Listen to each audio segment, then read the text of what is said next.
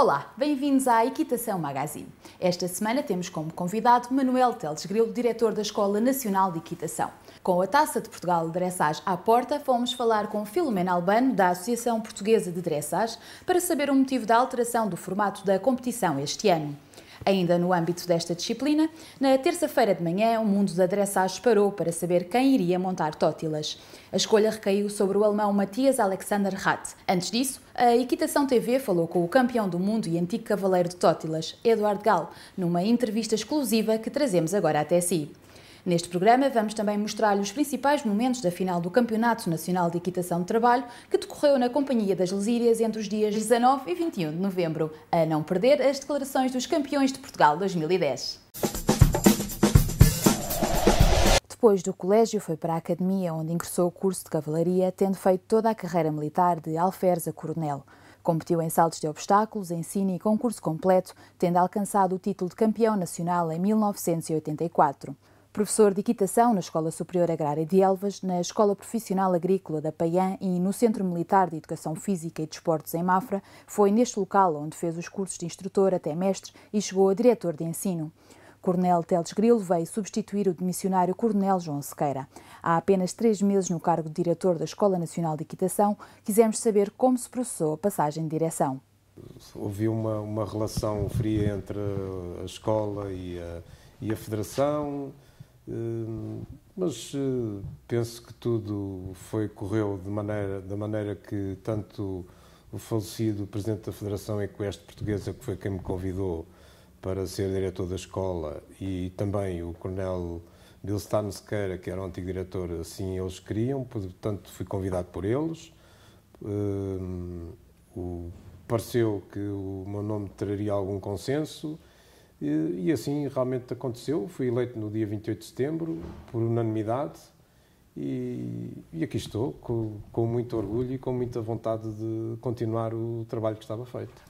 Um dos grandes problemas que havia no seio da Escola Nacional de Equitação e que levou também à admissão do Coronel Sequeira era a questão dos subdiretores. O seu nome era um dos apontados, entretanto, agora como diretor da Escola Nacional de Equitação, quem são os seus subdiretores neste momento? O chamado subdiretor de marketing, que no fundo é o subdiretor que trata da vida da escola, do que se faz e do que se pretende fazer, do que se projeta para o futuro, tanto próximo como mais a médio prazo, é o Luís Xavier de Brito, que dispensa apresentação no mundo equestre, e o subdiretor financeiro é o Dr. Pedro Ribeiro e Silva, que trabalha com a MS Consultores, portanto não tem nada a ver com o meio equestre, com o mundo hípico, e aceitou ser meu subdiretor para a área financeira. O Sr. D. Luís Almada aceitou tudo à primeira, com grande entusiasmo. Eu sei que tem muito boas relações com o Coronel Sequeira, mas diga-me uma coisa, parece-lhe que o facto da Federação Equestre Portuguesa não ter querido ratificar o nome dos subdiretores anteriores foi uma forma também de fazer com que o Coronel Sequeira se afastasse e pedisse admissão? As posições estavam extremadas e tudo levou a que tivesse que ser encontrada uma solução diferente, com pessoas novas, para se poder continuar a avançar, porque naquele momento tanto a Federação como a Escola Nacional de Equitação estavam a ser prejudicadas por uma relação que praticamente não existia. E isso não é bom, não leva a nada, e portanto penso que tinha que se arranjar uma solução. Foi a solução encontrada. O que é que levou a aceitar este cargo? Levei a aceitar aceitei porque acho que é um desafio interessante, que vai-me dar algum trabalho. É preciso congregar muitos esforços, fundamentalmente.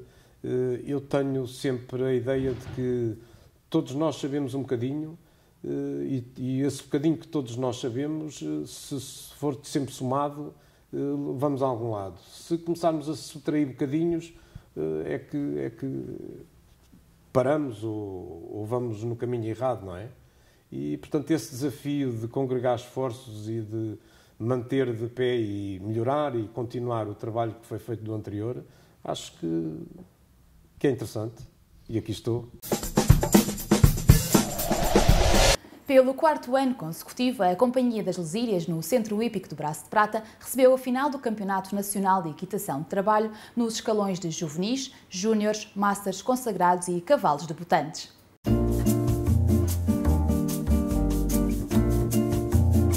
Foi num fim de semana chuvoso que a Companhia das Lesírias acolheu mais uma final do Campeonato Nacional de Equitação de Trabalho, este ano com uma surpresa. Eduardo Almeida é o novo campeão nacional de Masters, destronando assim o campeoníssimo Pedro Torres. Na emotiva final, disputada na tarde de domingo, tudo apontava para a revalidação do título no escalão Masters por parte de Pedro Torres e Oxidado. Contudo, um pequeno percalço na prova de velocidade fez com que o cavaleiro campeão da Europa fosse eliminado, remetendo-o assim para o terceiro lugar do pódio. Sagrando-se campeão nacional, Eduardo Almeida no Romário e, como vice-campeão, Bruno Pica da Conceição no Trinco. Nos outros escalões, Miguel Fonseca com Zidane do Lis é o novo campeão nacional com cavalos debutantes, Rodrigo Dias Silva com Zé Firo da Ribeira foi primeiro em juvenis e Ricardo Batista Leandro com Vermute nos júniores. Em cavaleiros consagrados, Leonel Lopes dos Santos com Sarilho da Broa triunfa no Campeonato Nacional de 2010.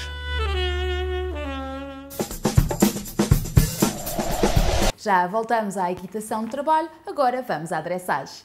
A final da Taça de Portugal de Dressage realiza-se este fim de semana na Sociedade Hípica Portuguesa.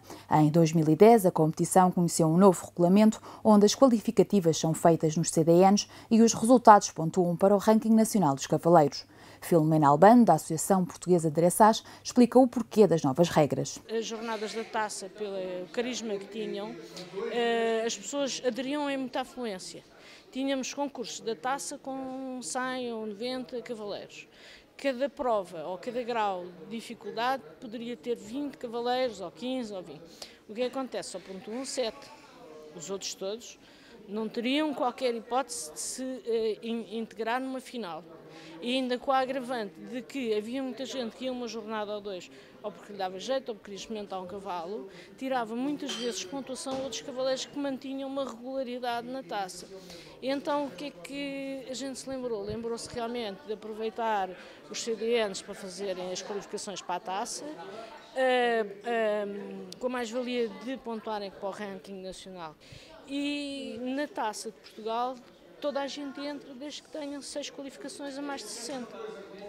Independentemente do número de cavaleiros que... Independentemente do número de cavaleiros, sendo bom para os cavaleiros, sendo bom para as comissões organizadoras. Ou seja, enquanto na taça a gente teria uns 30 ou máximo 40 cavaleiros, por causa das qualificações, agora poderemos ter um número infindável, aqueles todos que fizeram qualificações, que vão ser muitos, porque este ano houve muita gente a concursar.